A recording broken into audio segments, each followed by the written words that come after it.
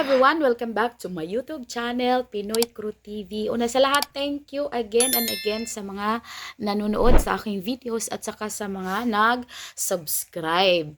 Malaking tulong po yan sa akin bilang isang OFW dito sa ibang bansa. Alright, so ang pag-usapan natin ngayon ay tungkol sa hindi pagtuloy ayon sa balita na ang impeachment ay pinabayaan muna. Hindi pinag-usapan sa Kamara nung sila ay magbukas ayon sa balita. So, pwede nating ipanood ang balita para ito ay malaman ng lahat na hindi muna itutuloy ang pag-impeach dahil malapit na ang eleksyon o diva natakot din. So, ibig sabihin, yung sinasabi ni Madam Laila de Lima, ni Madam Sabaquin na minority lang ang kahit gaano pa kadami darating doon na mga nagrarally, yung peace rally ng INC na sinabi niya na maliit na no effect. So, merong epekto kasi nga sa pagbukas ng kanilang sesyon, hindi pinag-usapan. Sa halip ay tinanggal si Saldi Kuwatan. Tinanggal at pinalit si Madam Kim Bolatlat. Si Madam Stella, si Simple Teacher Stella ang pinalit. So ngayon, baka nangangatog na si Mr. Martin Romualdez Tambaluslos dahil kakandidato si Inday Sara. Yes, kakandidato. Kaya nga, kayo kasi, kung sana, tinuloy nyo lang yung unit team, wala sanang mangyayari. Maganda sana ang takbo ng Pilipinas. Gusto nyo kasi may gulo. Ayan, pinagbibintangan nyo ng kung ano-ano. Dahil sa confidential fund na yan, ngayon makikita kung ano ang mga pagkukulang nyo, kung ano ang mapinagagawan nyo. O, merong ang report sa kuwa pala na merong kababalaghang nangyayari doon sa dole. Na kasi yung iba ay nagdoble-doble yung bayad. O diba? Alam na des. So pakinggan natin yung balita tungkol sa hindi pagtuloy muna ng impeachment. Kasi election daw. Baka sabi, ano na lang, i-continue na lang after election. O diba takot yung mga kandidato, yung kakandidato kasi masisira sila at hindi sila mananalo kung sila ay magpapatuloy sa impeachment na yan kasi karamihan sa kanila ay kakandidato pa. So pakinggan muna natin, ito yon. So ito po yung news. Tingnan natin ha. Ayan. Mukhang hindi porsigido sa ngayon ang Kamara na dinggin ang tatlong impeachment complaints laban kay Vice President Sara Duterte. Kahapon, nagbukas muli ang sesyon matapos ang halos isang buwang Christmas break pero hindi nabanggit ang impeachment. Ayon kay House Quad Committee Co-Chair Benny Abante, kung sila ang tatanungin, hindi na ito dapat talakayin ngayong malapit na ang eleksyon. Makinig tayo. Ako, personally, I don't think that we should even tackle the impeachment complaints now, no?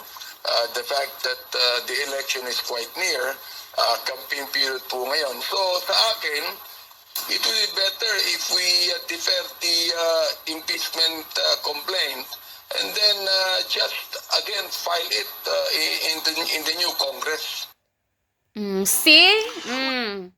See? Narinig nyo?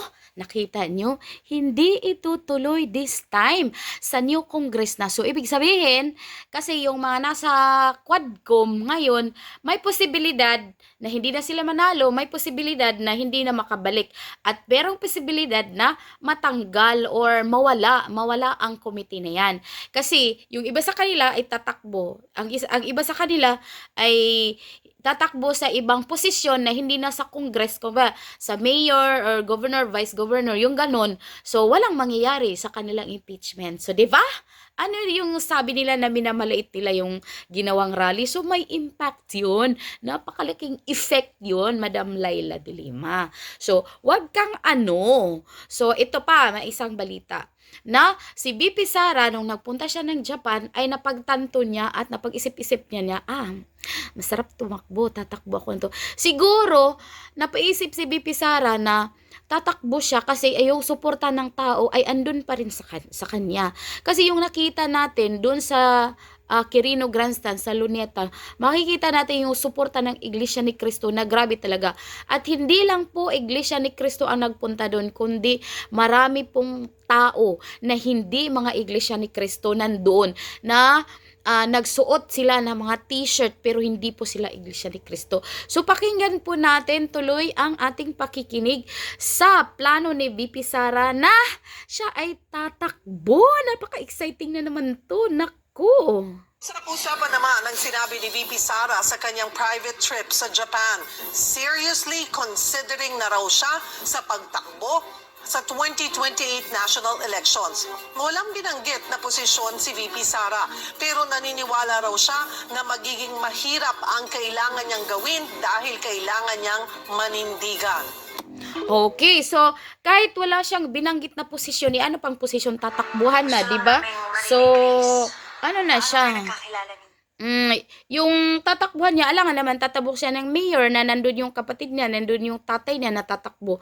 So, syempre, higher position yun. Kasi nga, sinabi niya na marami ang mahirap, napakahirap na desisyon. Mahirap yung kanyang kailangan gawin kasi yung reality have to stand firm, especially with government policies para maayos siya. Pero paniwala ko, kung magkaisa lang yung mga tao, alam natin kung saan tayo pupunta.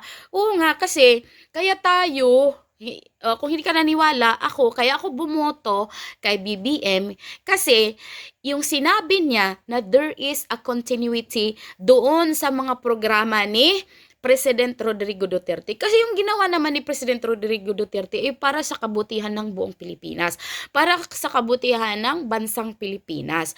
Kasi nung tumakbo si BBM, ang plataforma niya ay continuity. Kung ano yung ginawa ni President Rodrigo Duterte, yung kanyang bill program, i-continue niya. So pagkaupo niya ni BBM, wala na, tinanggalan niya lahat. Tapos, ngayon nga, meron pang isang balita na yung paggawa ng priority na lane o kalsada sa bus ay wala na, tinanggalan na ng budget. So, ano yun? Hindi unity, hindi pagkakaisa, kundi pagsira. At saka ito si BBM, marami na mga programa na pantulong sa mga mahihirap, inalaw pa niya or pinayagan pa niya yung mga kongresista na gumawa ng mga akap, ng mga AX, kung ano-ano pa dyan, tupad, na meron namang 4Ps. Ba't ganun? Dapat hindi na kasi ang budget ay umiikot-ikot lang dyan at ito ay prone to corruption. Mas maganda yung 4Ps kasi andun na siya, nakaprogram na. At saka yung malasakit kasi andun niya sa talagang nag-work na siya. Kasi sa malasakit, makakalapit ka ng tao, wala ka ng gaanong kadaming endorsement ang gagawin mo kung di meron ka na lang ID. Tapos nun, pasok na, wala na. Tapos yung sa Vice President naman, marami siyang mga satellite. Alam nyo, yung programa ni VP Sara at ang programa na kanyang tatay ay para sa ikaunlad ng mga Pilipino. Kaso lang, ang ating mga politiko ay mga selfish.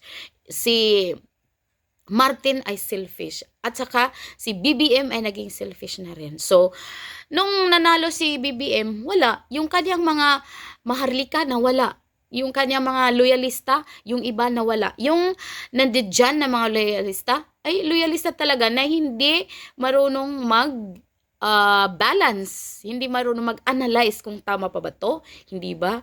So, ganun lang yun. Ayan. So, ibig sabihin, malaki ang epekto sa nangyaring rally. So, yun lang po. Maraming salamat sa inyong panonood. Sana po ay mag-subscribe kayo sa aking channel. At bye-bye!